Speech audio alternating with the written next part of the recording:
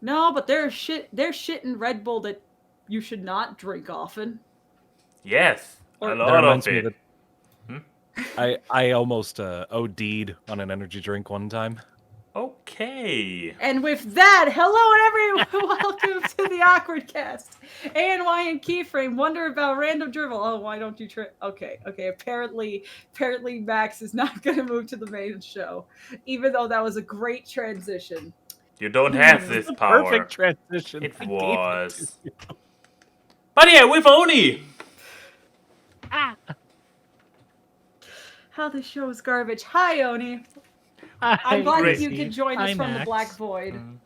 Yeah, great having you back, and your big round eyes, your big round eyes. Your big bouncing personality. My firmware update came with some extra goods, Some but DLC. your antivirus still sucks. I believe every time we had you on, you had a different VTuber avatar. So, It was the character arc. Basically, yeah, you lived your entire character arc on through the AWKWARDcast. So the question is now, how does it go down? Do we have to wait for for yet another puppet before we can re-invite you, or do you have to commission a new puppet the moment we do re-invite you? I'm not sure who has the power in this relationship. Yes. Okay, that was a very decisive answer. But yeah, welcome back to the show. Since it has been a hot minute and you look different every single time, please do remind us, who are you, what do you do, and why should people care? So, hi everybody, my name's Oni. Many of you might know me from the Friendlock with Chrissy, where I played a majority of characters. Is it normally that you get one Pokemon and that's it? How did you get the majority of characters? I was going to say the majority of minor characters, because big personalities, but no. So many of you might remember me from the Friendlock, where I played Coughing in Season 1 and Cricktoon in Season 2, Vulpix in Season 3, because that's canon. I'm refusing to believe it's not.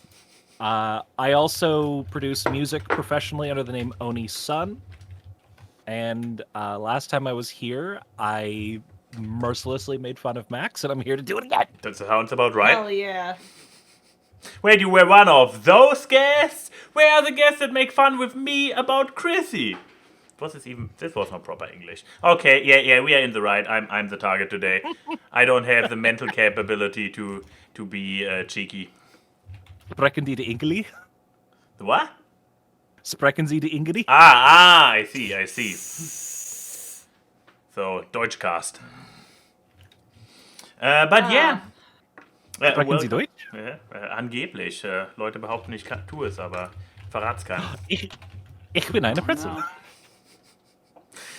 Anyway. That's all I know. I mean, it's probably more than I can say in Spanish. So. Fair. But yeah.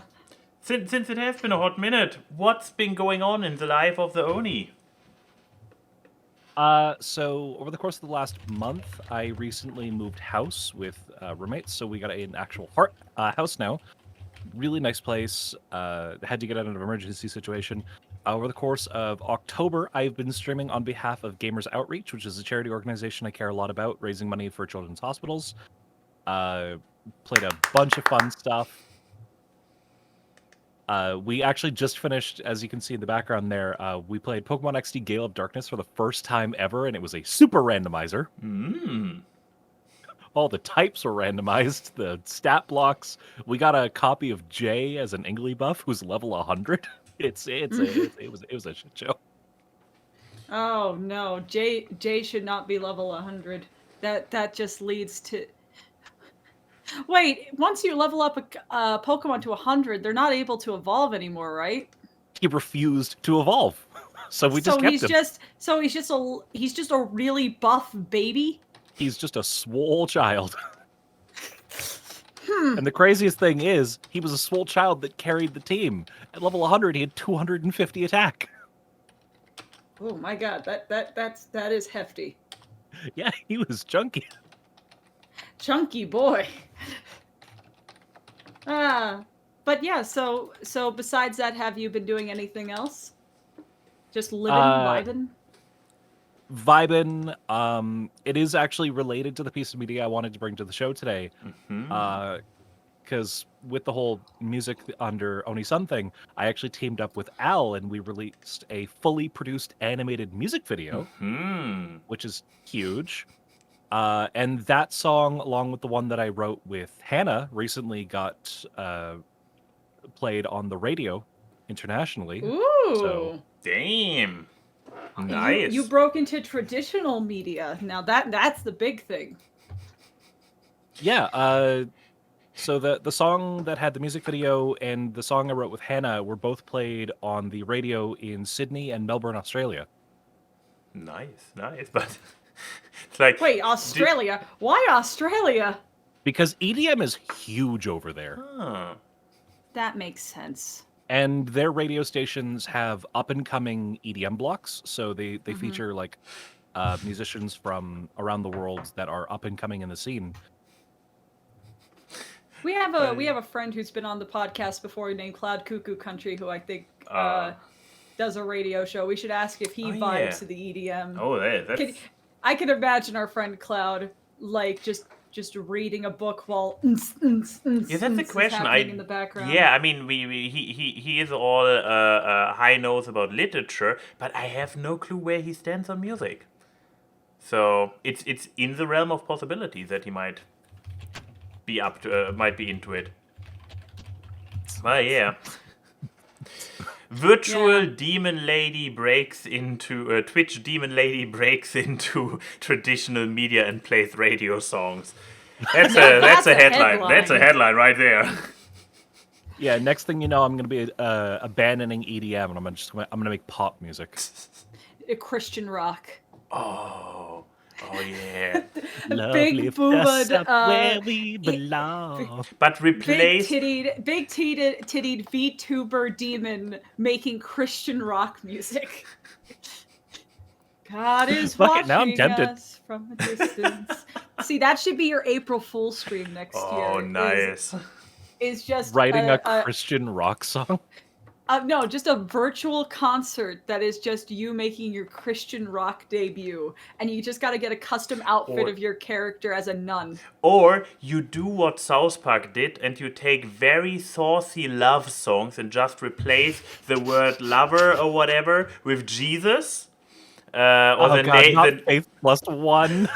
I got it when I see him on the cross that Jesus kind of looks a bit hot. 1, 2, 3 times my savior. Oh God, that's genius. South Park Jesus is often enough pretty want genius. You to walk with me. Oh my God, like okay, so we don't go on too much of a tangent, but I have to say, as someone who grew up in Bible Belt America, I went to a few Christian rock concerts, not of my free will. Mostly like, you know, I was part of a youth group. We would go to these things and just no one can say that fandom music is cringe. Christian rock music is the most cringe fandom to ever exist. Because it's just like there's this one song that is burned into my brain since like fucking Bible camp. And it's just this song that's like, what would people think if they found out I'm a Jesus freak? And I hate it. And it's been stuck in my head since I was 12. And it's just like, you're not cool. The coolest one of you is a band called Skillet. Like, when your coolest band is called Skillet, you have a fucking problem. Oh, I love Odie's line. The Jesus fandom is pretty cringe, bro. Christianity needs to be called the Jesus fandom. I mean, that's what it is. Is there going to be like because I know that Catholics and Protestants don't like each other. Would that be the equivalent of the argument of our bronies furries? I mean, Protestants are obviously derived from a similar mindset as Catholics. They split off because they wanted to focus on different things, and nowadays some people grow into Protestantism without realizing. Protestants are the bronies of the Christian fandom. Well, that's a discovery. Oh my god, I can't wait for JCon. Jesus Con. I mean, happens actually very regularly. JCon every Sunday in your local church. Oh no, this is awful. Yeah, let's move on. So, this is a great topic, but for another day. Anything else from your life, real or fictional, you want to share, Oni, or should we move on to? I don't even know. I literally might not have anything this week. One of the boring ones. I think the only even remotely interesting thing that I could share would be, I don't know, do you care about D&D at all? Sure. A module I've been writing for the last 2 years got picked up by Wizards and is going to be published in Unearthed Arcana as an official module, so... Ooh. That's actually cool. So there you go, D&D. Yeah, nice. Let's see. And to enter Magical Dude's question, no, I have not done that stupid on religion. I'm always on the fence of should I not. On the one hand, I don't want to come across as malicious, but on the other hand, there's material in there. There is material in there. Yeah, hundreds of years of material. True story. Also, Lieb, isn't JCon just Christmas? Oh, damn. Oh my god, I only thought of something worse, is that there's JCon and then there's HanaCon, which is a 7-day long convention. Oh no. You know what the worst part of Do you know what the worst part about JCon being Christmas is? What? With all the focus on Christmas being about like presents and the tree and everything, if JCon is Christmas, that'd be the second time Jesus lost to a piece of wood. Ooh. First of all, bad. Good job, but bad. Second of all I'm thinking is that, man, if it's all focused on Christmas and commercialism, like the kids who get like the really nice Christmas presents are like the super sponsors of JCon. Oh god. Okay. Welcome to today's show's running gag. Exactly. Oh god, did you do anything this week? I mean, I went over it. I asked Denim, like, did anything happen this week? And I agreed that probably my personal highlight of this week worth sharing is probably that one. Oh yeah, we played Hooked on You. Thank you for taking what I did this week. No, I mean we both did, so we can just both talk about it now. Because my only interesting thing I did was with Chrissy. So Chrissy, what did we do? Yeah, so hi guys. Nothing much happened this week in my life besides working. So and something I'll announce right after this. But yeah, so Saturday, I wanted to do a stream, and I haven't streamed with just Max in a while. That isn't on his channel. And I thought, well, it's time to return to... Are you okay there, Oni? You're kind of... Whoa! But, you know, fucking... Wait, are you talking? Oni, your mouth is moving, but we can't hear you. Did you lose chewing. Oh, sorry. Okay. There we go. Okay. All good. But yeah, no, I wanted to do a stream with Max, and I thought, what would be better for Spooky Month than... the official Dead by Daylight dating sim. And I know our friend Kichi has played the game, and Max, because of that, has seen one of the routes. But I did not watch anyone's streams of any of it. I wanted to go in completely blind. And yeah, so we're currently trying to pursue the spirit. This one, right there on screen. Yes, because, I mean, look at her. And... I'm pretty sure day one of that game should not be a 3-hour long session. But when you give me the option to load back in so I can fix my fuck ups so I can be sure to get the goth girl of my dreams, it does become 3 hours. My personal favorite moment was the fucking mini game to spin the bottle, and I kept landing on my least favorite character in the game so far. Being? My least favorite character of the game is Trapper. I mean, How dare. obvious. Have you seen this game? In the game, Trapper is like so full of himself. Jesus. I have seen the game. I'm a huge Dead by Daylight player. Oh. But also, in Dead by Daylight, I was a Trapper main, so how dare. Well, his I mean, you also probably wouldn't like Trapper given the voice Max made for Trapper. I have no idea what you're talking about. Stay away Yeah, from me. so Max voiced all the dateable characters. That's in the her game. fault. She made me. So Yeah, and let me tell you, Karma has very sharp teeth, and I have the bite marks to prove it, because the voice that he decided to give Spirit, the goth girl of my dreams, was... Granny likes talking about the boxes and people stuck in them. and referring to herself as Granny. I want to just point out, it's not easy to always remember to replace the I and me with Granny. I know. Also, I'm pretty sure that, like, Skeleton Cup is going to be the ocean. Oh, could be. But yeah, like so, any of you know, that. we played through day 1 of the game. It was a lot of fun. I am going to continue this with Max on some other Saturday. But it was quite the game. I don't play a lot of dating sims casually. But you know what? I like games that are self-aware of how stupid this genre is. Well, someday Hooked I on will play You Honey. is just one giant shitpost after all, so... Exactly. Someday I'm gonna play Honey Pop on stream and go into full degeneracy. There's one other, like, visual novel style, like, dating game that is just one long shitpost.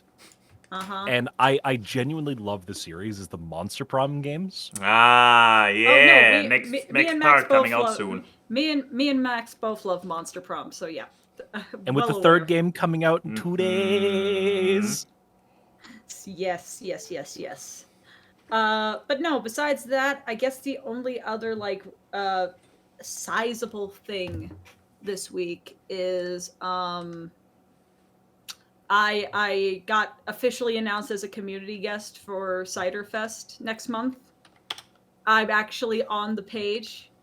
Like, you could see my little face on there. Well, not this ugly mug, but, you know, the cute one, the one that there's fan art of. There's a difference? Well, yeah, there's, you know, this thing's not on there. Kind of. Yep, You no know. nose for the cosmic. Yeah. Let me see. Can I find? Cancel. Can I find your face? This is not your face. My true backstory is someone played a game of Got Your Nose and never gave it back. Oh, there! I see your face. I see your face. I'm face without There's nose. my face. There I am. would've- Can't you click on it? I clicked on it. It's just super duper slow. Optimized fandom page. Yay! There's a face. But there I am. There's my bright blue mug. I will admit, That's cool. it is like a night. This and Winnie City, which are ran by the same people. There's something really there's something ego boosting about it. I always give them a picture of my human avatar, and I give them a picture of the pony character of Key. And, you know, because they're like, give a profile thing. And they go for the human one, and I've asked them, and they're just kind of like, it's the more recognizable one. Oh. Which is like, yes! But I mean, I have reached the echelon of Saber Spark where people recognize me for the human avatar and not Saber's mohawk pony. You know, it works. also, yeah, if you I mean, look at it, so we have 20 people lined up here. 1, 2, 3, 4, 5. 5.5. Only 5.5 have a pony zone on screen. Yeah, exactly. Which even our friend Silverquill uses his actual headshot, not Also, and not question. himself. Is it bad that I recognize like over half of these people? No, it means that you're like us. Trash. Trash. Oh yeah, Honeypop. I have gentle them. Honeypop. I have a full let's play, but I need to do it on YouTube because no Twitch. But yeah, I just want to ask Key, since you have been involved with behind the scenes stuff of MLP conventions, is it actually legally allowed to post the headshots of Saber and Racebeth so far apart? I mean, this is like almost. I mean, Saber is one diagonally field away from being as far as possible. Is there some clinch that we don't know? Do they hate each other? No. I can assure you, they're kissing all the time. Don't let their wives know. You can. Only one of them is married. I wasn't entirely sure, but yeah. But like, but you know, I'm pretty sure that's just a thing that they were like, look, here's the ground rules for this. I kiss this man, and you just have to accept it. Don't clip this and send it to Saber. I work for him. I don't need him. But no, so I got officially announced as a community guest. I knew that I was a community guest for a little while. It was just a matter of waiting until they announced it. And the thing is, on the community guest acceptance letter, they're like, please don't announce it until we do. NDAs and all that. Yeah. Well, yeah, but the thing is that like I got my acceptance to vend at the con around the same time as the community guest one.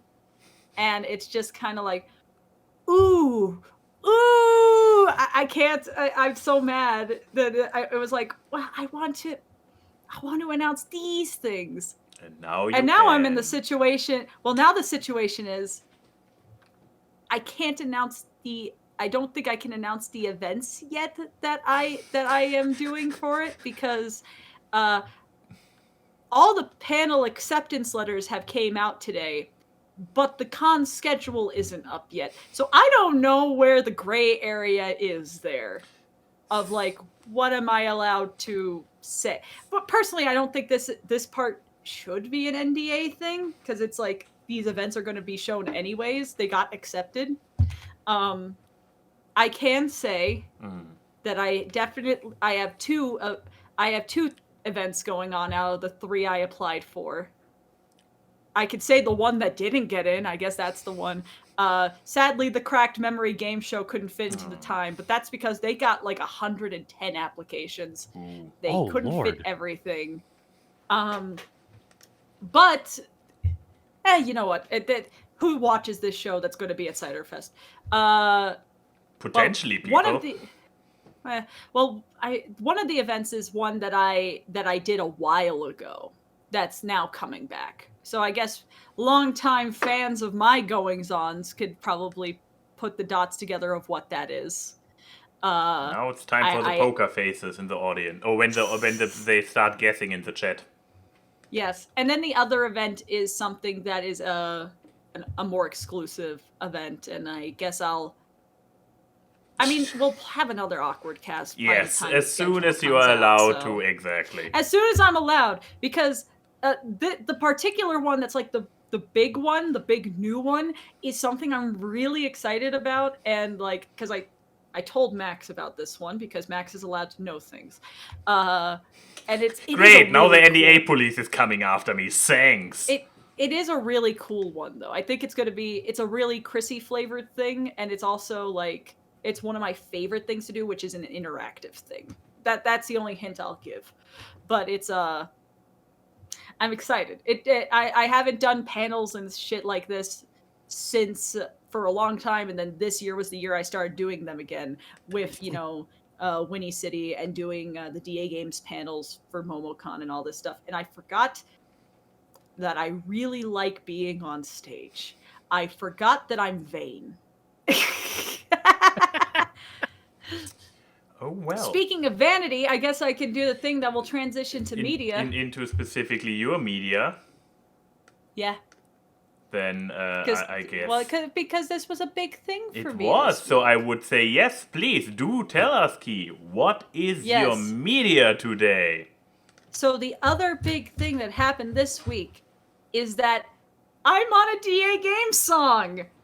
I've worked at this channel for like 7 years, and I'm finally on a song.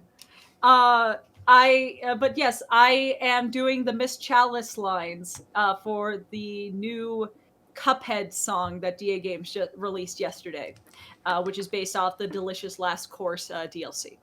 And this song was in the works for a bit, and it was the thing of like, well, Miss Chalice is the main DLC character. We need a female vocalist, and it was kind of like, hey, why haven't we had Chrissy on a song? And I was like, me? And it was also the kind of thing of like, you have a voice that fits the time period of this music. And it's like, yeah! But yeah, it was extremely fun to do. Basically, I had to record harmonies with myself and all this stuff, so that was a lot of takes. Let me tell anyone Will who wouldn't hasn't... copyright strike me, right? If I actually let the music play very quietly in the background. Yeah, but the thing is like, being part of a song that's in active production, you realize that everything sounds shitty until it's all put together. Because a lot of my parts in this song are like 3 vocal harmonies. Well, 2 harmonies and then 1 melody, I guess. And it's very weird to hear just the harmony vocal, because a lot of times the harmony is like just one note sang in succession, like da da da da da da da da da da da, and it just sounds monotone and flat. But then when you put like the higher register and the midpoint on there, suddenly it sounds fantastic. Let me tell you, I felt like a fucking idiot doing the part of that song that's like take it back --tech pa, because when it sounds by itself, it sounds stupid. But when you have 3 of yourselves going pa, and it just sounds like this whoosh, like this super cool, heroic wow thing, and it's like, I'm very eloquent. But when Will played like the demo for me when he was first put my audio in there, I was just kind of like, wait, that's my voice? That's me doing all this. And it was just very weird, especially since I haven't professionally sung in quite a bit, because Chrissy got shitty lungs because of COVID, so it's hard for me to...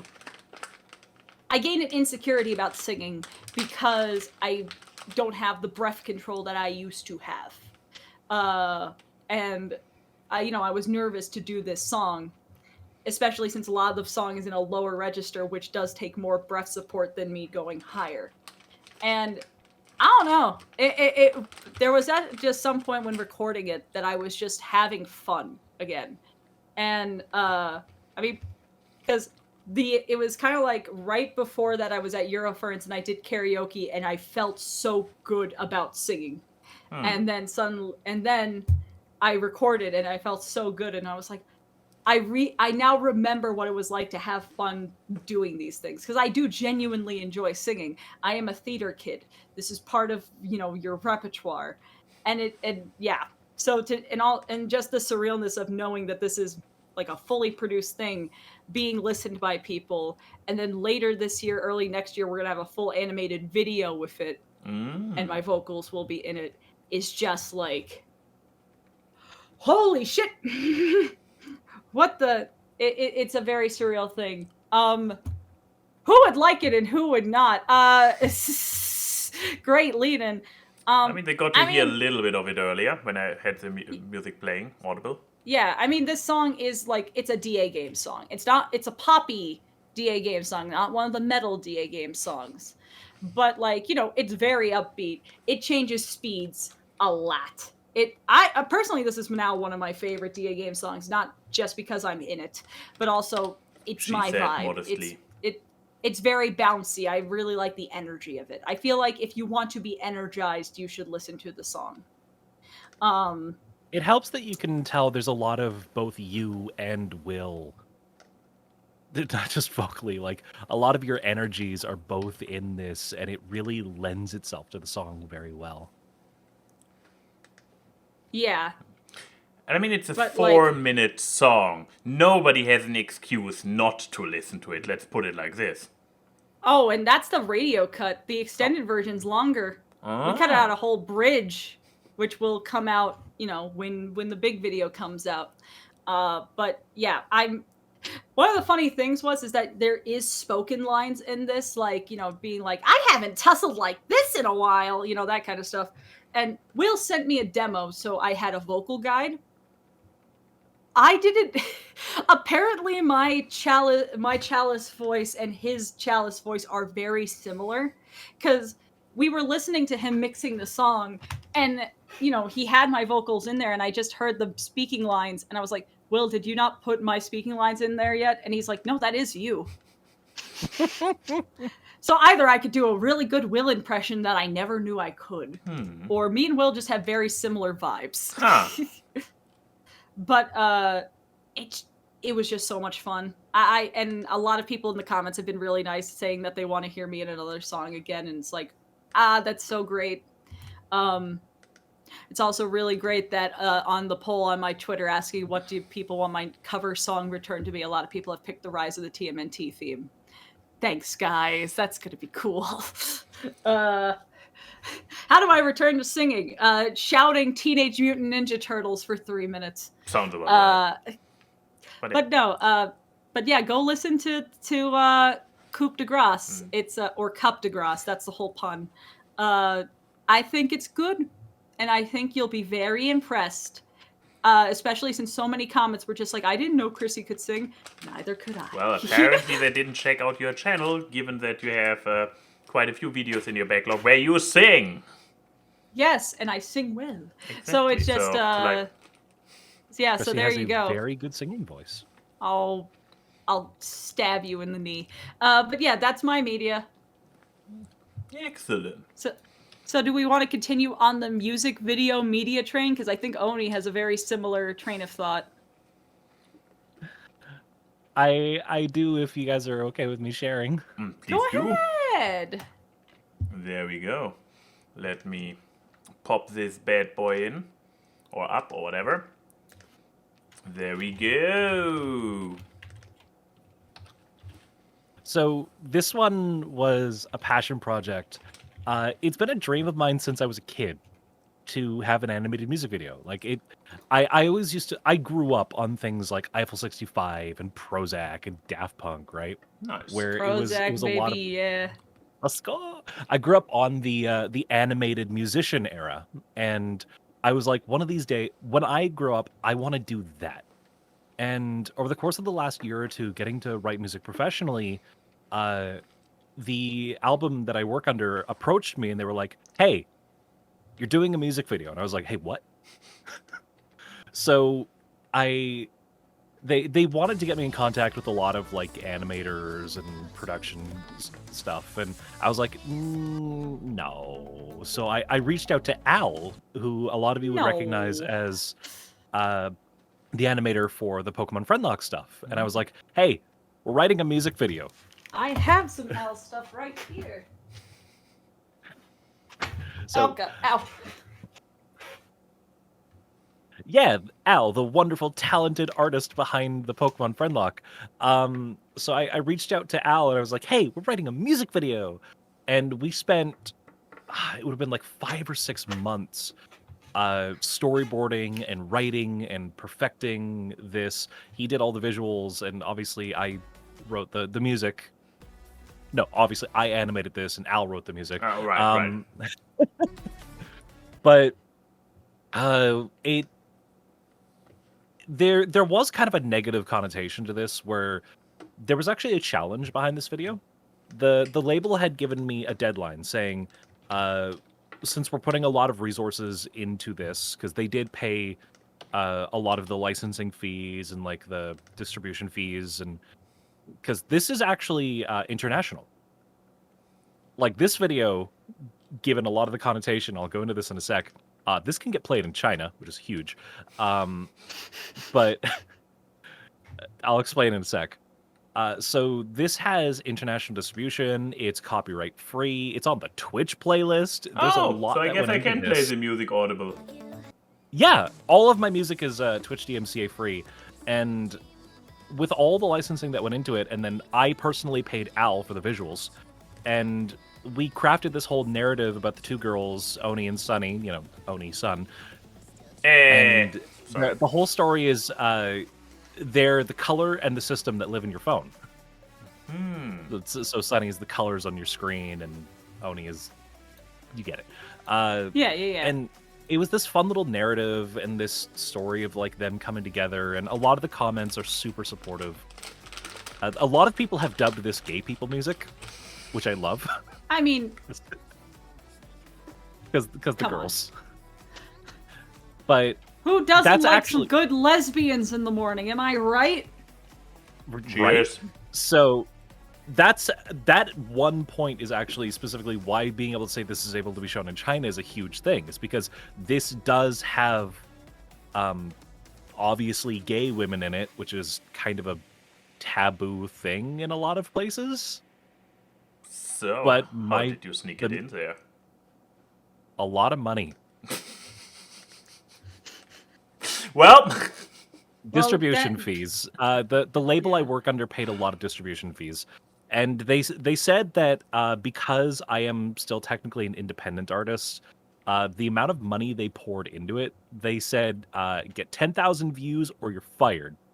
But a month after the video came out and the deadline hit, they were like, we actually didn't expect you to get more than 100, and this got almost 2,000, so we're not gonna fire you. okay. Still a dick move to make this claim then, if they were not serious about it. If I had hit the deadline, they were actually going to bump me up off the independent label and put me directly into the talent pool for their record label. But so I'm not fired. I'm still working for the label. I'm back on my release schedule. New song coming out next week. But the whole process of making this video was a huge thing.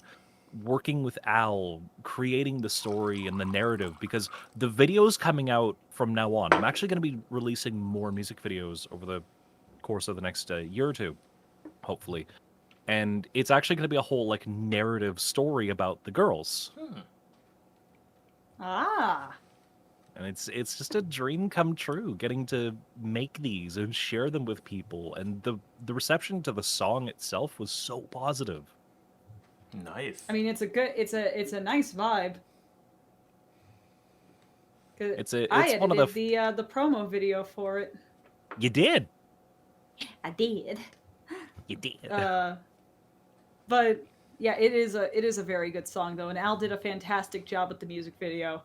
Still was able to sneak in Friendlock references somehow. What? Oh, that was actually something we talked about during production. We were like, how funny would it be? And I actually asked Derek permission to do this, saying, hey, how many references can we sneak in here? And when the video premiered, like, because we did a live premiere for the video, and I made a challenge of the first person to catch all 5 of them, I would write a song for personally. And I had people DMing me for like an hour straight. Like, I think I found them. I think I found them. I think I found them. The Friendlock community is nuts, man. It makes me think of the thing in Conan, because for a while Conan O'Brien had this thing where if you like mailed him, like you wrote down and told him like errors he's made in like his shows or things that he stated, that, you know, he'll read them out and stuff and acknowledge you. And then I think he went to Berlin for one of his like traveling around the world things, and he met someone on the street, because I guess he was doing a meetup, and the guy brought like a super long like handwritten list of all the errors in the show. Some people have a weird sense of dedication, and I both respect and fear that. Damn, now I'm trying to find Friendlock references. Not that I have a I mean, realistic chance, but this might mean, be you've actually. You've seen season Oh, 1. this looks like a Pokemon right there. So this is probably a So reference. the references that were sprinkled throughout the video, because someone did find them the day it came out. Mm-hmm. The Friendlock community is crazy. You can see Sauerkraut on a billboard. Derek, like the actual trainer, is sprinkled throughout the video. That Pokemon you saw was actually Claire holding Gerber. Aha! Oh, Gerber. Which he would notice, because I think Max has only seen season 1. Exactly, the supercut. Yeah, so that's actually Claire holding Gerber there. And then in this final shot, you can see Derek. This looks like a Derek nose, isn't it? Yeah, that's That's Yeah, Derek. the little white boy back there. With the only And, nose he's- that's not anime, but a horizontal blob. Yeah. yeah, he's actually sprinkled throughout the video. Nice. He has his own little story going on in the background. But yeah, with those 2 references revealed, the rest the people have to find themselves. Yes. Yeah. But yeah, I guess Go listen to it. It'll be in the exactly. description. And don't just listen to it, also subscribe to the channel so you can see how the story continues in the next few songs. Exactly. Yeah. We stand music and lesbians here and nothing else. Sounds about right. And- yeah, that and is the maybe- awkward cut in a nutshell. And here's actually where an awesome transition for me kicks in, because I have a new song centered around the girls and their story coming out soon. And I was going to ask Chrissy if she wanted to be the vocalist for it. Ooh. Things coming full circle.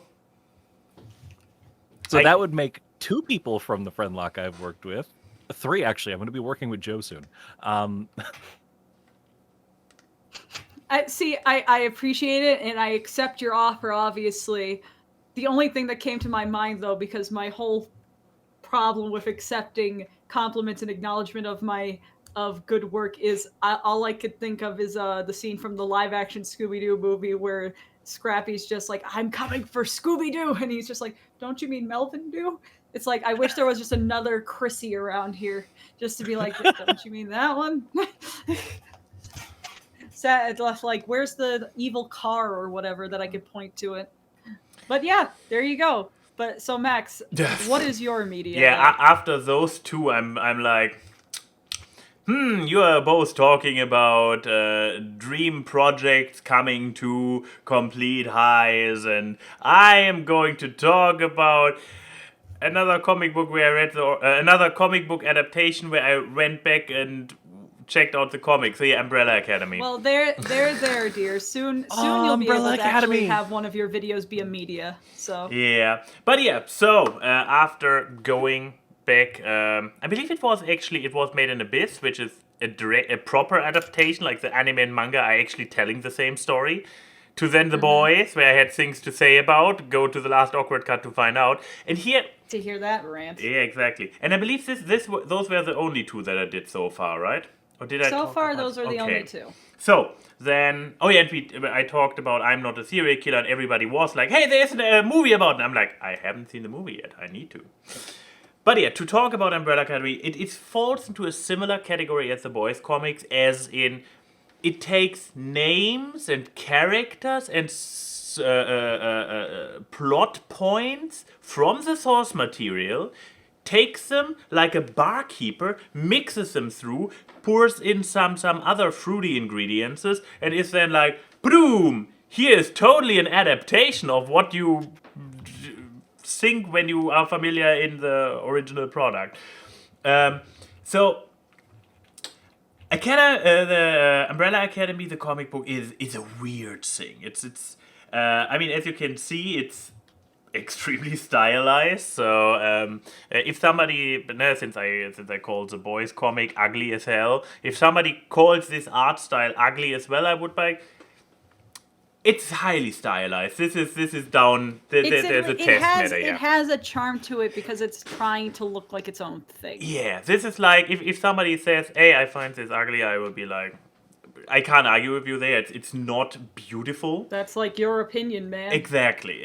But it is like it has a high recognizability. I dare to say, if you would show me a random panel from it, I would be able to be like, hey, this looks familiar. Is this Umbrella Academy? And but yeah, here's the thing. It borrows the characters. It borrows the plot lines. Like, no, the first comic book is basically in a majority the first, not book, but the first volume, which is the first 7 books or something, is very, very closely to the storyline of the first season of the show. So it's like, no, it's about the white violin and no, the danger to the world, and no, there's a family, one of them is dead, number 5 comes back through time shenanigans and is still a kid. All those plot points are there, but yet it's different. It is absolutely different energy. I would even go this far and say it's absolutely different characters. Like, to focus on number 5, he's kind of I don't want to focus on Vanya, because Vanya is probably the most different, because they had Victor, back then Ellen Page, as the character and Free transition. exactly. Yeah. And the thing is, like, Vanya, as in the comic book character, she gets completely sidelined after this first character arc, while, well, Victor, Victor, right? Yeah. No, Victor is the name is the character's name. Yeah, his new name is Elliot Page. Elliot. Okay, I was like, wait, Victor. Victor is not the person's name. That's the character. Damn it. So yeah, Elliot's character is like kind of the focus character of the entire show from season 1 onwards. I mean, they were the biggest attached name, I guess, acting wise. Like no, the other character, the other actors are smaller numbers in Hollywood, and so while the comic book character is completely sidelined after this first arc, Vanya and later Victor is focal point character of the entire show, and it's like, huh? And you then have other things like I'm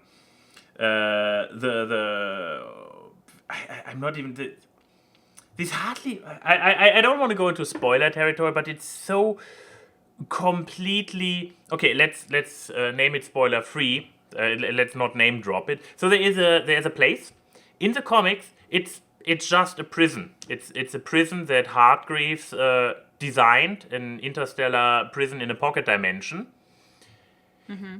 In the show, it's a mysterious place. It's completely unexplained, that has some kind of cosmic powers, and Hargreaves wants to find it. It's like the same place, completely different meaning within the story. So they take a lot of stuff and recontextualize it. It's not just recontextualize. I'm not even sure if you could say it's in name only, because it borrows many names, and even later plot points get brought back in, but in completely different connotation and circumstance and context. So it's a wild ride.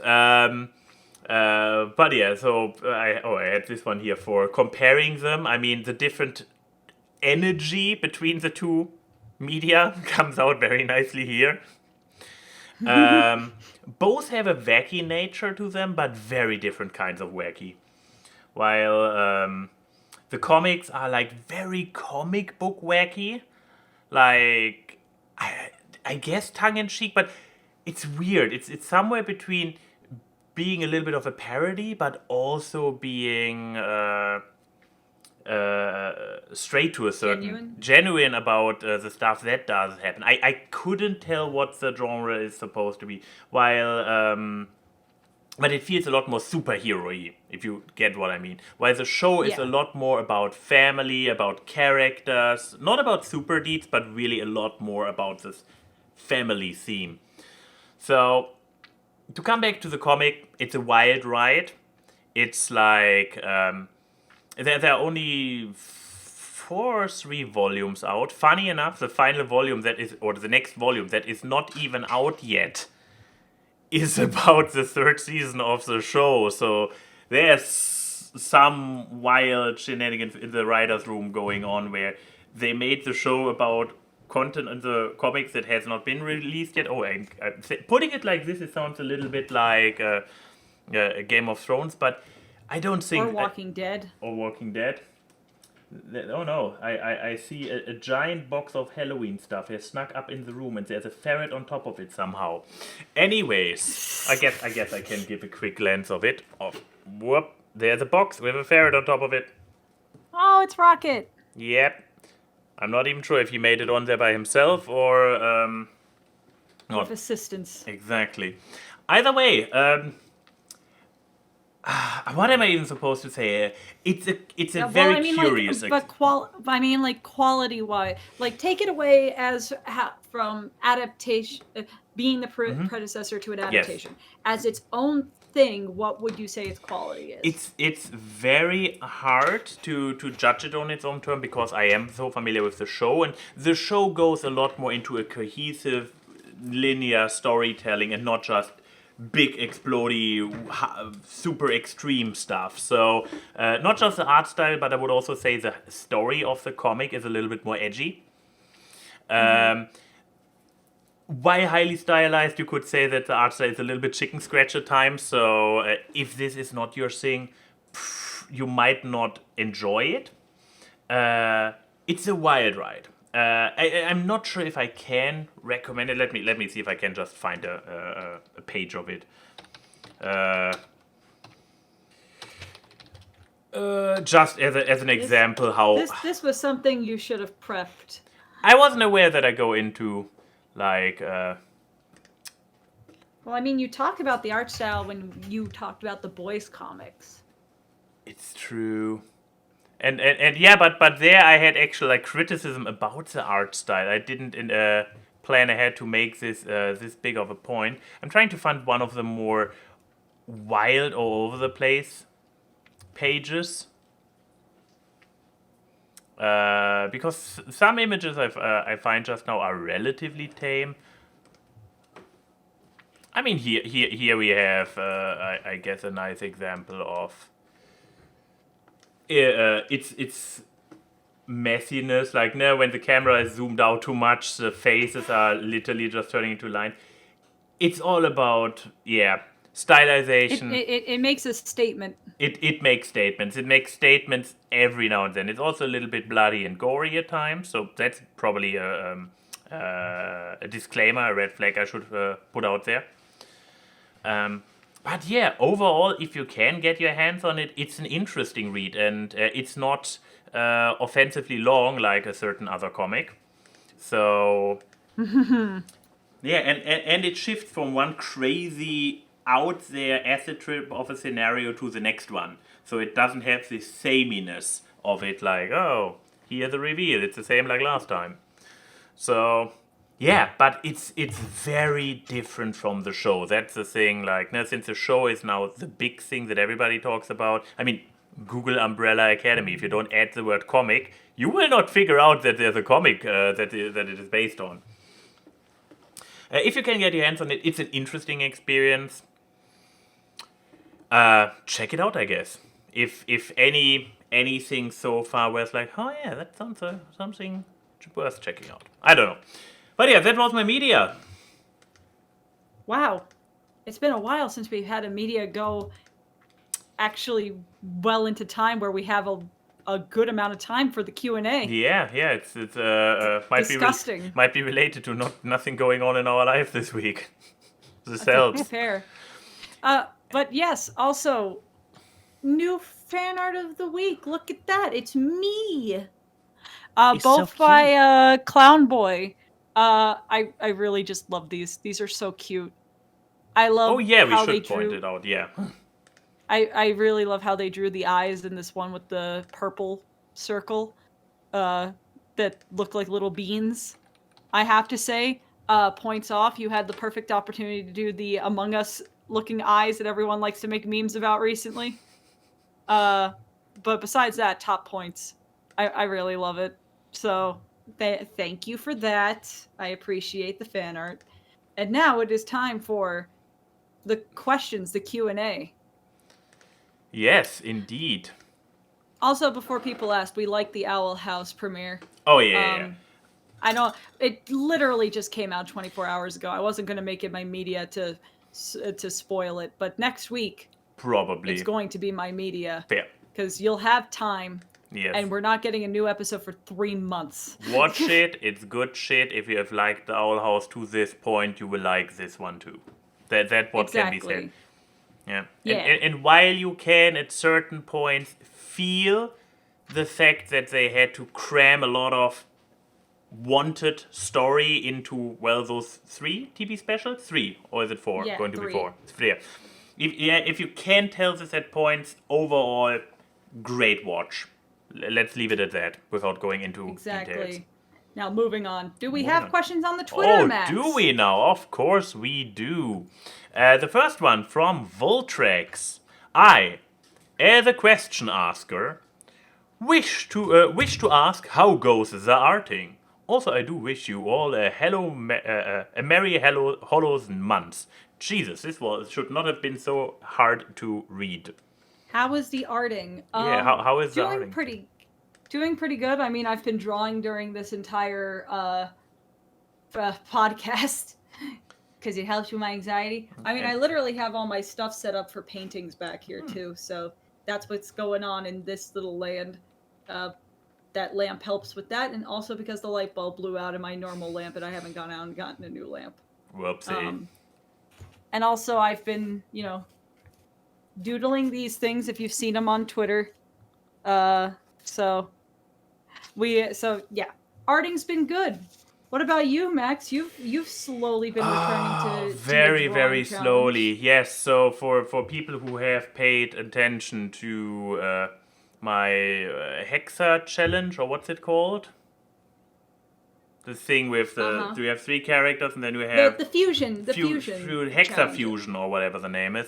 Yeah. So there's 1 character missing and accordingly 2 fusions, and I am very desperately slowly getting back into it. My 3rd character, big reveal. Ooh, if you couldn't tell by the outlined, very characteristic pixel-shaped art, I believe it's actually like this here in sprite here in completely black. It's Undyne from Undertale.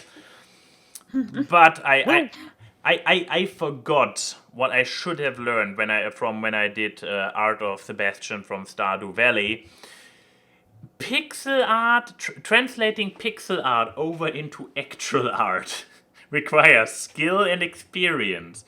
While the skill on my end is debatable to be there, the experience is not. So I am struggling hard with it. Yeah. I very tentatively got back into it after I got a few months of gaming out of my system. Yeah, so be prepared for an update next week when it's fully done and looks beautiful. Yeah, absolutely. Expect Undyne I'm setting to up come. Setting up such a realistic expectation. I know. Expect the Undyne drawing in Q1 of 2023, and maybe we have the first fusion in end of Q2 ready. So stay tuned for that. I like giving yourself Q1 so you have it. Not only is it next year, but you have the first 3 months of next year. First 4 months of next year. What about you, Oni? Do you do the arting? Not the drawing kind. Well, there you go. There's that answer. That's next question. Solid answer. I do the beep boops and the diddly dots. Yeah. But do you do the boo boo bops? The boo boo bops and the bee boo boo. Excuse me, he's not a hardcore. She's not a hardcore. She's a EDMer. We'd established this before. Everyone clip and Max. I've written hardstyle music before. Don't backstab me like this. Gee. Bold of you to assume I don't genre hop. She's not genre monogamous. Monogamous? But yes. So we don't have a lot of questions in the Discord. No, we don't. So I do like this one that a Paragon of Purpose asks. God, what a name, Enigma. Jesus. Kids, can you lighten up? Since we have Oni on the podcast and she's, well, an Oni profile pic-wise, if you could become any D&D race for 24 hours, roles and stats included, what race would you be? This requires familiarity with D&D, doesn't it? See, that's the thing. I don't think of it as races. I would just think of, like, the character types. Because then I have my automatic answer. But isn't this So, classes? okay. Having been a D&D player and DM for well over 20 years now, and obviously being like a contributor to D&D Beyond and the DM's Guild, I am very familiar with D&D. There's a reason I've been a forever DM for 15 years. People don't let me play the game anymore because I know how to bend D&D over. But race-wise, I would have to say, jokingly, I would be a gnome just so I could say, "You've been gnomed." But if I had to like pick a genuine like actual race, God, that's a hard one because there are a lot of really good options. I'm gonna default to my favorite and say I would be a Genasi. Genasi are... I know that. They're like elemental people. Yeah. I would be the only D&D I'm familiar with is Critical Role, so I had to be like, okay, Genasi, the name sounds familiar. Oh yeah, right, the blue character from Robbie. I would be an air Genasi. Like Robbie. Fly. But you know what, Oni? You've been bragging that you're a forever DM and all this stuff. So you know better than anyone. What races would you give me and Max if you could teleport us into the D&D world? Oh boy. Serious races or joke races? Because I can name these off the top of my head. Do whatever's more entertaining or to you, both, my dear. since you did both for yourself or both, as well. You know. All right, so joke races. Chrissy, you are without a doubt a halfling. Why? You know why. Oh, she is savage. Yeah. Okay. And then Max is absolutely one of the furry races. I do not want to say... This is a joke answer? I do not want to say tabaxi. I was going to give you something along the lines of like a turtle, because you're slow. Oh, this backfired horribly from one moment to the next. You said furry races, not scalies. If I had to give you legitimate races, so something that I could like genuinely see you as in the world. Tanasi? I could see Max pretty... I could pretty easily see Max as Warforged. What's that? So the Warforged are a mechanical race built by ancient wizards and artificers for wars. They're effectively cyborgs. Oh, what? They look awesome! Yeah. Mm-hmm. And I would give that to Max, considering the amount of work that you do. From what I've heard from Chrissy, how little you sleep. What? And what? No, I don't sleep. Yeah. I didn't say that Max doesn't sleep. I guess I say that. She's I now say the that he's the one. Warforged. I said that he's the one that tells me to sleep. Yes. I mean, I might be getting that backwards. Or she called me a robot because I don't have emotions. That I most certainly have said that about could you. be. So I would genuinely give Max, specifically of the Warforged, I would give you the Scout, which is they're leaner, they're more agile.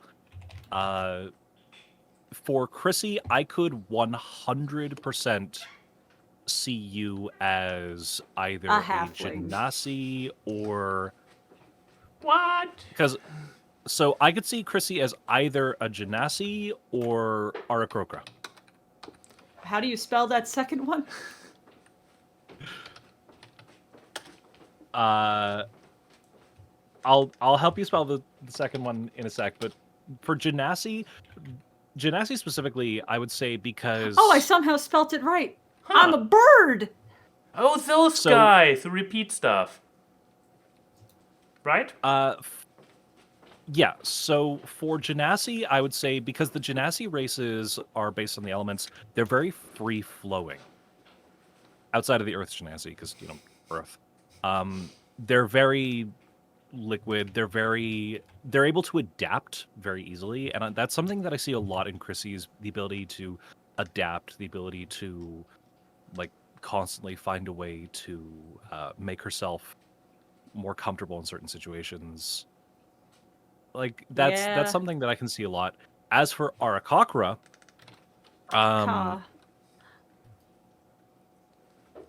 genuinely, I would say AWKWARDCast is half joke because the AWKWARDCast adapted to be able to, like the flight speed and everything, but it's mostly that the race itself adapted to be free. They adapted to be independent. But then there are certain races of AWKWARDCast, like the parrots, who don't speak much. They just mimic and parrot what they hear other people saying. Mm-hmm. Less that. Sorry, I found a really good picture revolving around that. Oh no. This would be that image right there is exactly what I had in mind trying to describe. Like, I am Goose. I am the Goose. My race is just Goose. But no, okay, well there you go. We know our official D&D races. We Yes. expect fan art on the table tomorrow. Nice. and if I had to give, there is actually a third option. Huh? Oh. So there's this fun little race that not a lot of people talk about, that I think would work really, really well for the both of you. Ooh.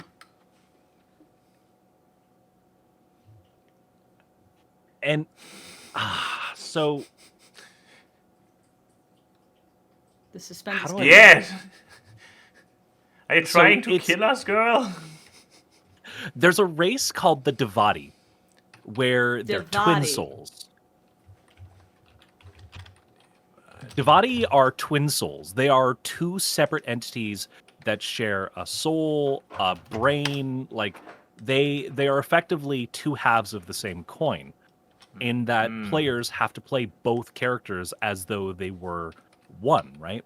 And that was something I wanted to say because, like, every time I talk to you and I hear about the two of you, you're so close. It's like you share the same brain cell, or in Max's case, you have trouble one sharing- brain cell is very generous. Let me just tell you that. Yeah, I would say between the two of you, you have trouble sharing the same brain cell. No, see, But- that's the thing. We would be awful playing this character if we actually played D&D as this, because it would just be. It wouldn't be anything like. The expectation would be Garnet. The reality would be that two-headed dragon from Quest for Camelot. Oh yeah, that sounds Like- about right. But you know what? I like the idea. Again, fan art on the table tomorrow. So, but yes, thank you, Odin.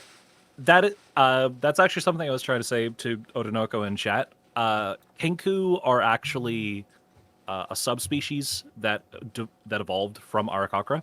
Those are the ones that parrot things. And I wanted to call Chrissy a Kenku, but I think AWKWARDCast fits better. Yeah. As for Oh. classes, Chrissy's a warlock, Max is a bard. Oh yeah, that works. but if Chrissy is a warlock, who is her? Cool. Yeah, so cool. Sudden noon piece of news. I'm also now a community guest for HarmonyCon in February. I just got the email. Were you allowed to disclose it? It didn't say I couldn't. Hey. So it's their fault. Yeah, baby's going to Texas. Yeehaw. Loopholes. Let's go. Yeah, but yeah. So there you go. Do we have anything else on Twitter? Do we have J-Rog's usual? Would you rather? And we also have one from Doc Holiday for Oni. And I guess in this case, we will not be able to chime in ourselves, Chrissy. Oh no. Was there anyone specifically who inspired you to start making music? Okay, so this is actually a double-edged question. Ooh, okay. Because if you mean like anybody who specifically inspired me to be a musician, yes, there are a couple. If you mean specifically people who inspired me to write the type of music I do, yes, that's a different couple. So in terms of like my styles of music, I'm really heavily inspired by early Daft Punk, Avicii, Yeah. to the point where I actually unintentionally ripped off Avicii for one of my songs. That's a whole story I don't like to talk about, but I'm very heavily inspired by Daft Punk, Avicii, and early Eiffel 65. A lot of Eiffel 65. In terms of Basically, yeah. Dabba-dee-dabba-die. In terms of who inspired me to be a musician in the first place, ironically, not even EDM artists. Two very specific people inspired me to be a musician. Well, three, I guess you could say. So two of them are actually Italian. Melodica Bros. Max Pezzali and Andre Bocelli. Max Pezzali is an Italo-pop artist of the last 10 to 15 years that I have looked up to a lot. I admire his voice. I admire his change of music style from genre to genre and just who he is as a person. I genuinely look up to him. For anybody who knows who Andre Bocelli is, you have excellent taste in music. For those of you who don't know, he has the voice of an angel. He's an Italian opera star and one of the most genuinely talented human beings on the planet. But the biggest inspiration for me getting into music was actually my dad. And most of my family, actually, because I come from a very musically inclined family who would be ashamed of me for being an EDM artist, because I come from a classically trained family. My dad was a music instructor and an incredibly talented artist, and my grandfather is actually in the Rock and Roll Hall of Fame. Damn. So yeah, keeping the family tradition going, if not in the traditional way. Yeah, keep it alive. They genuinely inspired me to get into music in the first place. And as much as I tried to stay classically trained, because fun fact, I am classically trained as a musician. I play a vast majority of instruments. I went to school before I got my audio engineering degree, because I am an audio technical engineer. I was going for a music composition degree. I was gonna work in classical, and then I discovered EDM as a kid, and oh my god, I never went back. It was like that scene from Atlantis with Vinny when he's talking about his backstory, and he's just like, it was like a sign from God. Then boom, no more Chinese laundry. Then boom, no more Chinese laundry. It was like a sign from God. That was me with EDM. The first time I ever heard an electronic song, I was like, oh my god, that. I want to do that. Nice. Well, there you go. There's a genuine answer. Yeah. It's kind of like outing myself here. It's not really outing myself. My name and my image is like public domain. You can find me by Googling my name, but for anybody who's curious, my grandfather was Brian John Drew, the lead saxophonist for Gary Lee and the Group and the Regents back in the early 50s and 60s. And you have such a fascinating backstory. Yeah. I'm a strange individual. You're like a nesting egg, and we just keep opening it up. No, it's like in SpongeBob when he's opening up the bag to try to get the chocolate bar, and there's just another bag. There's just more bags. Odinoko, of the Friendlaw cast, I'm the old woman because I'm 28. I'm the oldest. She is person actually there. the one member of the Friendlock who's older than me. I am the oldest person. What in does my that group. say about the rest of the friend I log, was is my about to question. say. Bunch of fucking juniors. I'm like, so basically, if I would ever join the friend log, they would have to install a ramp for me. Jesus. Oni, please. Why are we the senior citizens? That is Because weird. we gotta look after the youngins. No, what we need to do in the next friend lock is we need to convince Derek to let us be caught one after the other, and we could be like, I don't know if you've ever seen clips from Bluey, but when Bluey and Bingo are the two grannies, like we're just two grannies. We just Oh my talk god, to I love Bluey. Here comes the granny.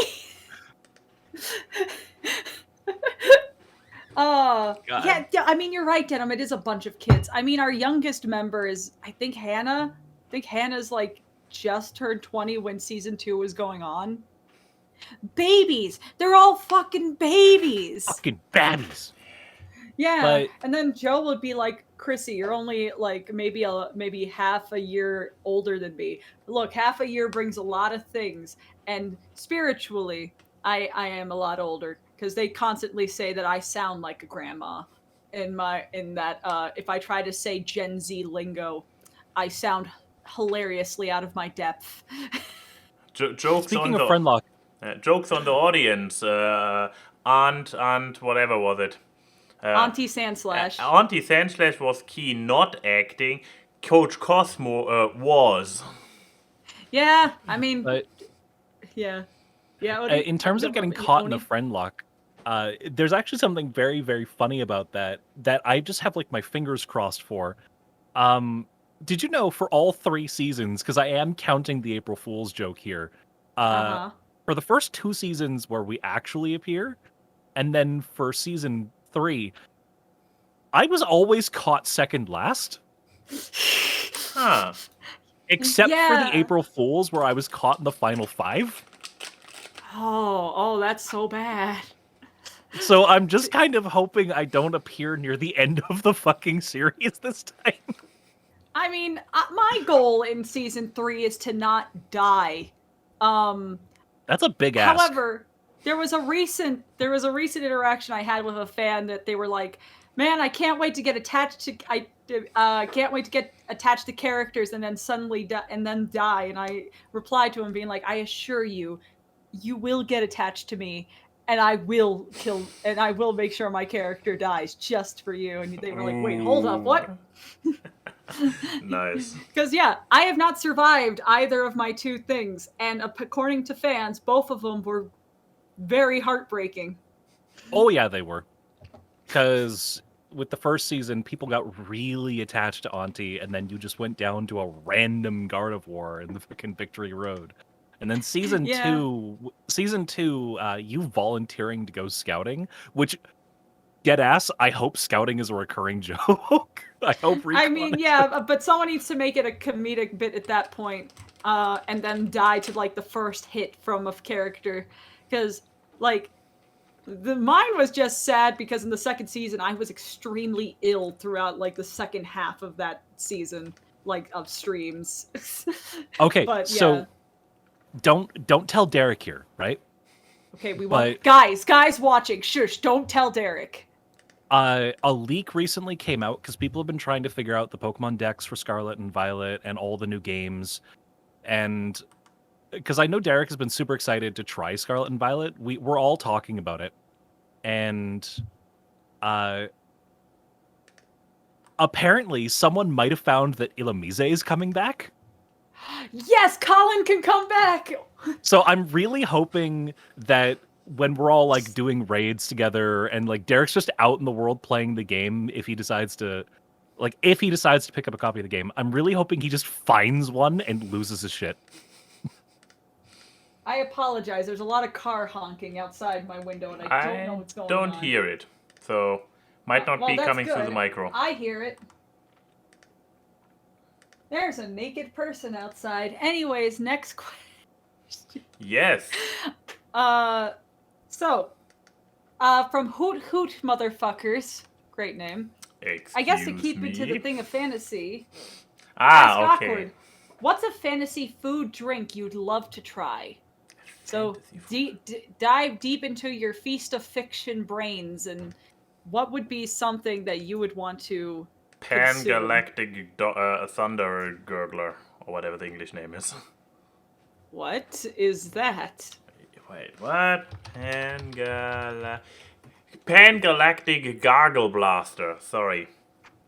What's that from? Hitchhiker's Guide to the Galaxy, obviously. It's been quite a while since I've watched that, so. Oh, what about you, Oni? When we say fantasy, do we mean like from a piece of media or just like fantasy in general? Either. Either. So question is open enough to go with either. Whatever fits your. I want to try dragon meat. Dragon meat. I feel like it would taste like chicken. Big chicken. Big chickie. If I had to choose from piece of media, though, I've always wanted to try an everlasting gobstopper. Yeah, that. I mean, I could list the entire factory in Willy Wonka as like, man, I would love to just try this. Make me Augustus Gloop. Nuka-Cola, Okay. but the real deal with the radioactive isotopes in it. Oh, I wasn't aware that my answer was that bad. Oh, wait.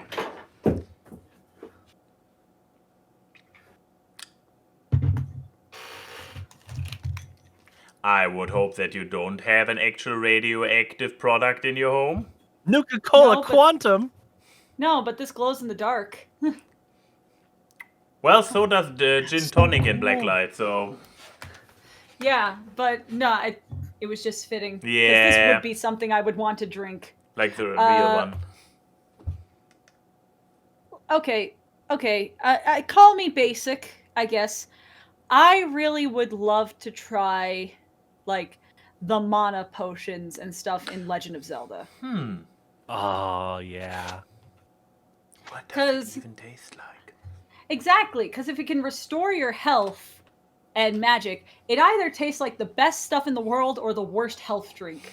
Because I'm If just it saying, tastes... the health potion could probably just be a shot of wheatgrass and we don't even know. If it tastes anything like the energy drink I almost OD'd on, then mana potions taste like blue raspberry. That fits. But yeah, I would do that, or I would like does it count as a fantasy food if it's a living character? Yes. Okay. I may want to eat the slimes from Dragon's Quest. Just to see what they look delicious. Like those little blue guys. They taste I like don't know. Kool-Aid. I feel like they would have the consistency of mochi. And I'm just like, would this make me evil? Maybe. Can't be any worse than Josh from Good Mythical Kitchen constantly making TikToks of which Pokemon he wants to eat and how he would cook them. So, If I had to be like unspecific, just a food in general, I want to try Grandmeow's cooking from Monster Hunter World. well, there you go. Because when you actually see the cutscene of her preparing the food for the hunters, That's I a little wanna- cat? I wanna eat- yeah, Yeah, I wanna eat saw this Grandmeow's video. Food. Yeah, there's a lot of good food, and I mean, I would also just love to eat Ghibli food. I want food, Studio Ghibli food. like take me to Spirited Away. I don't care if I become a pig. I want to eat that food. Ooh. Oh, if we are going that dimension, I want to eat Food Wars food. Oh, just get naked. And I want to not just get naked, have your food, your clothes blasted off your body because it tastes so good. I want to eat the orange in JoJo that was actually a bomb. Now there you go. There's my fantasy food. I want to try the I've been referencing SpongeBob a lot in this episode. I'm sorry, but like the pie that's not a pie, it's a bomb. They were made in a bomb factory. They're bombs. Crab pizza is the pizza. The pizza for you Wendy. and me. But yeah, so Good question, Odie. So do we have any more on Twitter? We do have, of course, the J-Rock. Mm-hmm. For all three. And I think that on first glance you think it's obvious, but if you think about it a bit more, it might not be that easy. Would you rather attend a party hosted by Tony Stark, aka Iron Man, or Bruce Wayne, aka Batman? Tony, Now, 100%. here's the thing. My first thought was also, easy, Tony, because he knows how to party. But Bruce Wayne keeps up a very convincing facade. So while he might technically not be partying internally, his parties probably still rock. Yeah. See, I'm gonna go with Bruce. But why? Because he doesn't pay attention to his parties at all, and I feel like I could commit a lot of tomfoolery in that mansion. My only issue... Because here's Go the ahead. thing. I just feel like Tony is like a nice presence in a movie, but an insufferable presence in real life.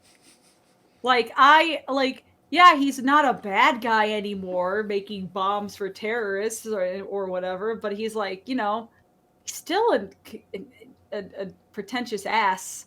And I don't know, I feel like a party at Tony Stark's house would just be filled with a lot of Silicon Valley bros trying to one-up each other, but they're Stark Industry level Silicon Valley bros.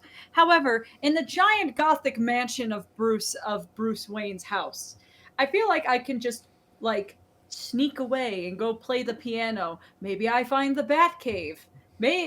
And, if it's 60s Batman, maybe there would be bat milk somewhere. I don't know. I feel like there's just something more fascinating about going into the house of Bruce Wayne, simply because there's so much to dissect about that man, and you could dissect a lot about a person by going into their house. My only issue with the Bruce Wayne parties, the reason I would choose Tony is because it feels like an actual party. Because Bruce, being like a high-standing businessman, being a millionaire, he throws galas. Mm-hmm. He throws balls. He throws sophisticated parties that have a long-standing tradition of getting ruined by the Joker. I'd rather attend a party where I have to deal with an insufferable cunt versus going to a Bruce Wayne gala where there's a 50% chance the Joker's going to come in and kill everybody. Yes. However, Bruce Wayne's house is very big. I feel like I could hide somewhere, and maybe He doesn't steal always throw something. He doesn't always throw parties at the Wayne Mansion, though. I'm He thinking generally that this throws is a them- house party. This is If my it was a house context. party, yes. If he was throwing a gala at like the Wayne Industries building, not a chance. But the Wayne Industries building has so many cool weapons. I could steal the cancer gun from Harley Quinn. I could give the Joker cancer. I'm providing a public service. Can I get the cancer gun at Tony's house? It's not yet the fuck, marry, kill. Also, did we ever have a fuck, marry, kill about villains? Usually we have or despicable villains. Most of the time, we actually have characters where we want to technically bang all of them, and then we begrudgingly have to kill one. We rarely have some really nasty just true ones. dumpster people. Yes, true. I don't think we even did the fuck, marry, kill the last time I was on the show. What? What happened? How did do we have to do multiple ones today? No, we only have one.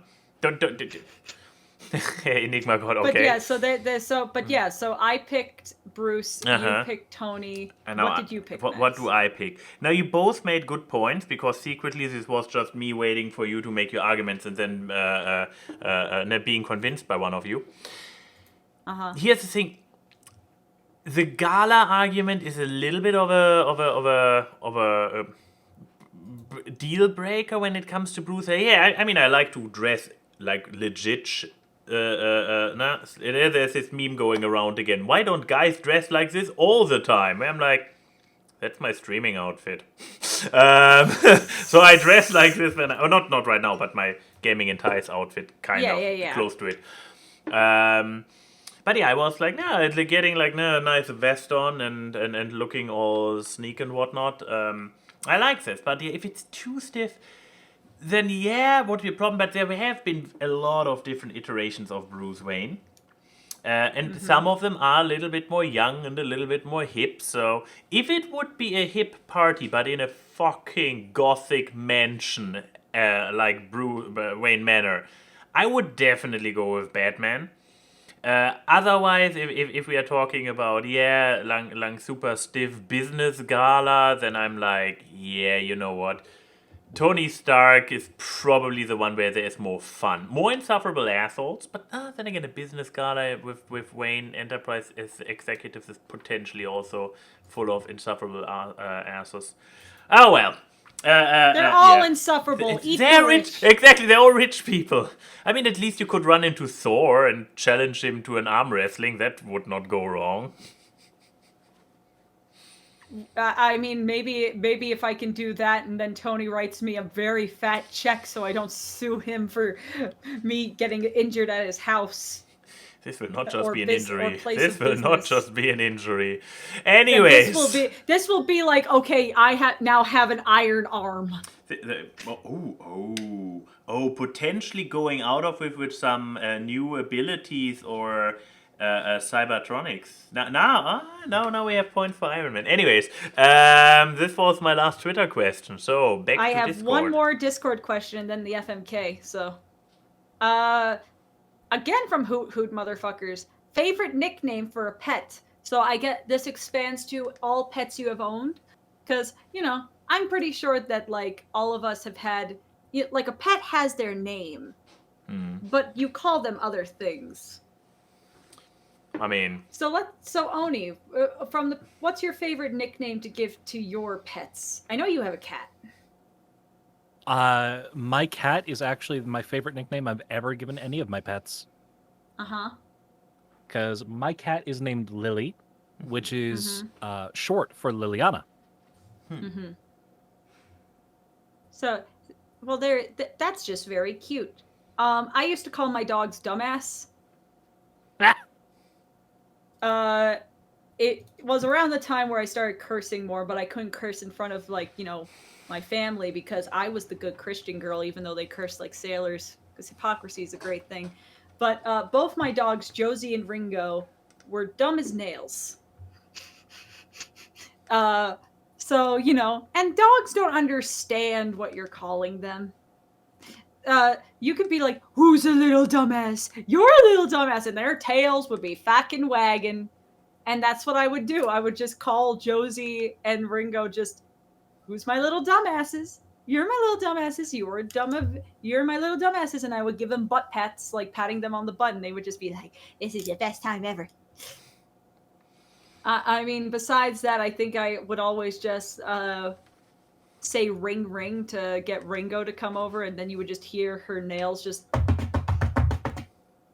which it was just really funny because it just sounded like I was ringing a doorbell for a dog. So yeah, those are mine. I guess I go. I mean, it's mostly what's this bias called when it's about something more recent. But yeah, due to recent pets, I guess I have to go with Stinkweasel. Stinkweasel? Yeah, because they are weasel-related adjacent, and they stink, especially when they released in my arm moments ago. Then they get called Stinkweasels by me. Yes. I mean, one of your ferret's names is literally a nickname most people give other people, so... Rocket? Himbo. No, Himbo. He's... I mean, the other day, Max was, like, me and Max were in a video call, and the ferrets were out in the garden, and Himbo was just committing a bunch of, like, not smart activities. Because he climbed up on a chair, onto a table of gardening equipment, on top of a bucket on that gardening equipment, and then he just sticks his two front paws onto another thing, so he looked like a little ferret bridge. And I could see Max's hand under him being like, don't fall. So, like, there's not a single thought going on in that head. But there you go. Let's see. So yeah, here we are with the FMK. Wow, we're making good headway today. So, From Paragon of Purpose, ask Awkward. In keeping with the spoopy season here on Awkward, we have to do the sinister, evil, supernatural aspect of the Halloween season. Spooky places. So get your haunting on with fuck, marry, kill, spectral and scary spots. Mm-hmm. Lightning, lightning, thunder, lightning. A graveyard, Mm-hmm. a haunted house, Mm-hmm. and an abandoned hospital. Ooh. May or may not have a portal to hell or the underworld. I get that reference. Mm. Always remember to never trust creaky doors, and that midnight is always the haunting hunting hour. Woo! Ghost emoji, ghost emoji, ghost emoji, devil, devil. I have to read it in verbatim, I'm sorry. But yes, so Oni, given that we apparently didn't do the FMK the last time you were here, you can imagine fucking the concepts of these places, marrying if they became anime-chan, so you have graveyard-chan or something. It's all up to your beautiful imagination. I don't like the concept of this. Why, you don't want to marry a haunted hospital? Abandoned hospital, I'm sorry. But you get to go first because you're our guest. Isn't that so special? I would have. So is it just like any location we choose that's horror themed? No, one of those three. It's between those three. So you have a graveyard, a haunted house, and an abandoned hospital. Might or and you might have to not fuck, have marry, a- kill, depending on those three. Might have not have a portal to the underworld. Kill the hospital because I'm actually scared of hospitals. Mm-hmm. Damn it, you took my answer. Okay. Fuck the haunted house. Damn And it. Why? marry the graveyard. We need to Why know are you why. fucking the haunted house? So I would fuck the haunted house because that also includes fucking everything that's in it, which I'm hoping is a werewolf. Ooh. I mean, that's a very specific Uh-huh. kind of haunting, but I mean, it's more likely than in the hospital or the graveyard. Or ghosts. I allow it. And See, why marry yeah, a I mean, graveyard? like, Marry the graveyard because there's just something really hauntingly beautiful about graveyards. I agree with that. There's a very gothic beauty to it all, especially when you go to like an older graveyard. Not That, these and if hip- I marry the not graveyard, these hip modern jailbait graveyards. that, and if I marry the graveyard, I get to pick which plot I want. Also, that Oh, is difficult enough in the current economy. Yeah, So, who was last time? I think it was you. So this is your turn this week. We are also idiots. I'm numbering those podcasts, so we just need to memorize odd numbers versus even numbers to figure out Okay, who gets to. fine. What episode is this one? Oh no! Now you're putting me on the spot here. How am I supposed to know? No, I'm looking it up. It's 21 of the season, but I'm not sure if the overall number is even or uneven. So, today is, behold, Oni, congratulations, you are our guest on the 217th episode overall, which turns out to be episode number 21 of the season. So completely odd. So I go last on the odd episodes. You go last on the even episodes. Okay, I'm the odd one. No. Yes, you Yes. are the odd ones out. Okay, so I'm going last today. You're no. I'm the first on the odd ones. Yeah. I'm- Because you went last. Okay, Because I on- went. Yeah, you went last time. So it was I am the fucked over one on even episodes. Okie dokie, we can do this. Let's see. Okay, I got my rotation. So Okay. first of all, I kill the graveyard because it's a graveyard. It's for dead. So kill dead.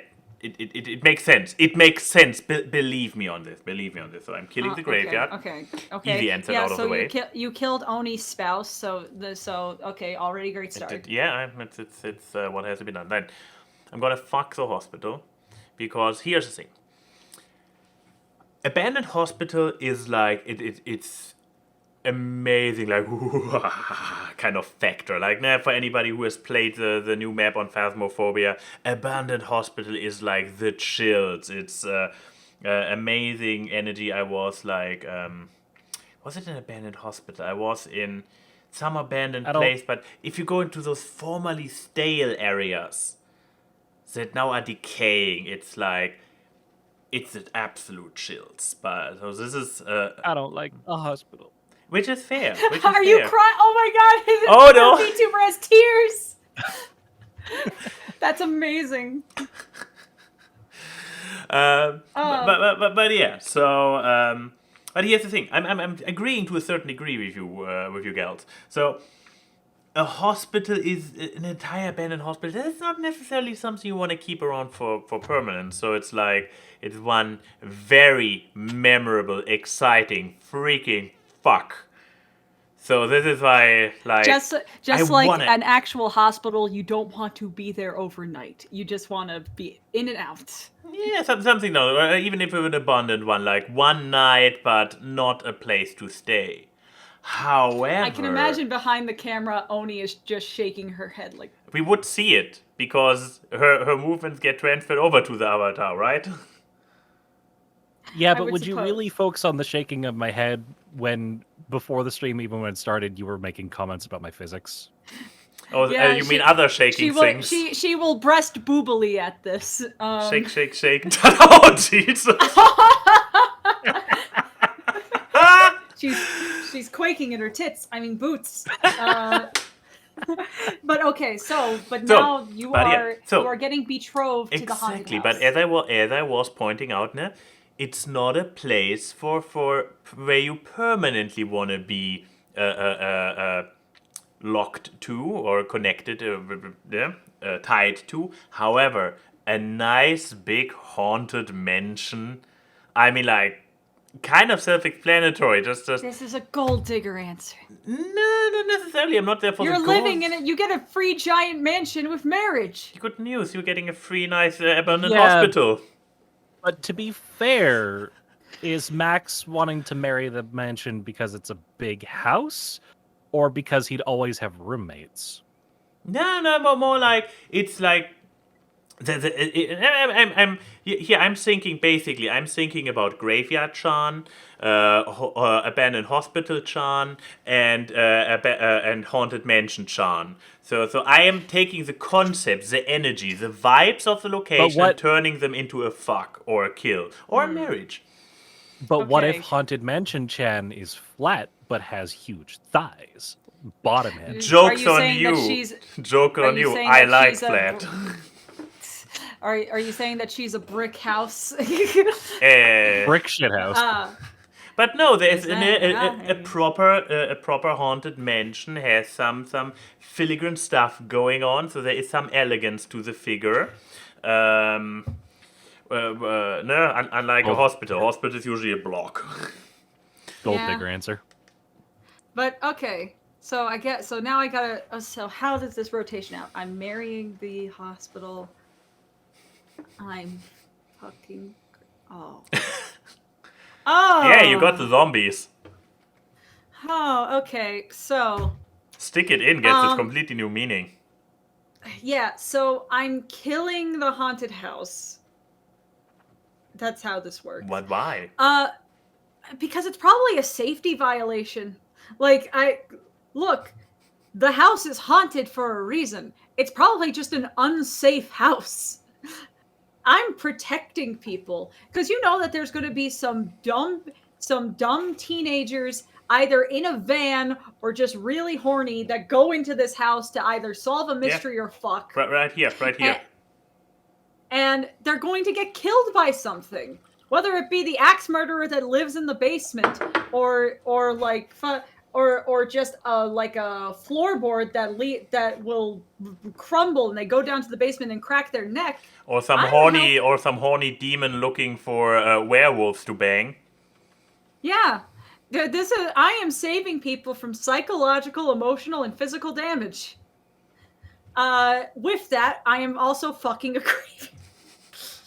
No, I'm gonna go with the kill answer because the fuck answer is always good to have last. So we're pushing the fucking aside. But you just did the kill. You want to marry? I'm okay. The marriage answer. Explain sorry. to us why you are so eager to forever be bound to a abandoned hospital? So I have a phobia of hospitals. So that already a great start here. So here's the thing. I feel like I can do good. You know that statement of I can fix him? I can fix it. Because, in the same line, the abandoned hospital was probably abandoned for a reason. Maybe it was malpractice. Maybe it was serial killers. Maybe there was a horse in the hospital. And It's a horse in a hospital. in the hospital.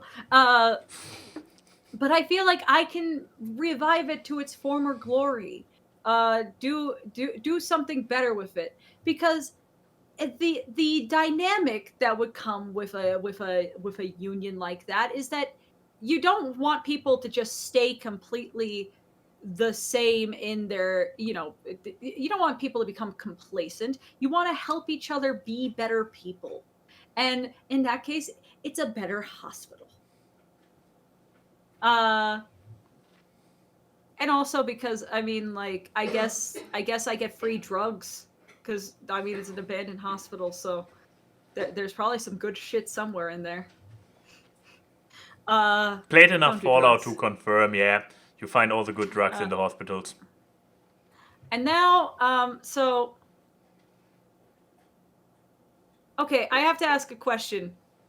Does anyone I know's relatives, are they buried in this graveyard? Or is this a graveyard full of unknown people that have there's no way to do a 6 degrees of Kevin Bacon back to me? 6 degrees of Kevin Bacon obviously will always be true, but I dare to say it's just the conceptual essence of the graveyard, so therefore there don't need to be any of your relatives. I'm just, not my relatives. It was more just the thing of I didn't want to have an orgy with a bunch of zombos while they do the skeleton dance, and one of them is like your grandmother or something. And it's like, that would be a very awkward conversation. So somebody's grandmother is in there. Yeah, but I don't want it to be someone I know. There's just a thing of the only reason I would want that is for a power move, and I don't know anyone who I want to hold over. I fucked your grandma. I'm your Mima now. But I'm gonna fuck the graveyard because you know what? If it became like the essence of a graveyard, that means that there's hundreds of years of people in those graveyards. If you go with like an older one, there's generations of people in there. And those generations, we saw how some families procreate back in the 1900s. They were fucking.